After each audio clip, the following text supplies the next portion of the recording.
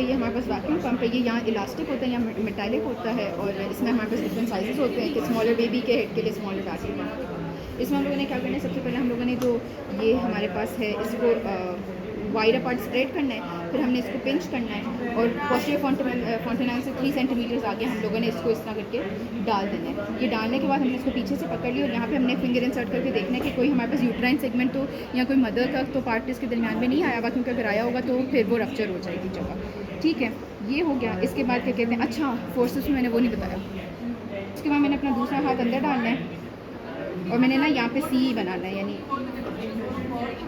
ऐसे करके ना सी बनाना है। वो मैं इस तरह करके दिखाती हूँ, यानी अगर ये है ना तो मैं इस तरह करके सी बनाऊँगी। ठीक है, और ऊपर से जब रखो अपना हाथ, जब वो मुझे बताएंगे कि कॉन्ट्रैक्शन आ रही है तो फिर ये बेबी को मैं साथ साथ सक आउट करूँगी। पीछे से मशीन स्टार्ट होगी, उसको साथ साथ सक आउट करूँगी और वो बेबी जो है इस तरह डिलीवर हो जाएगा।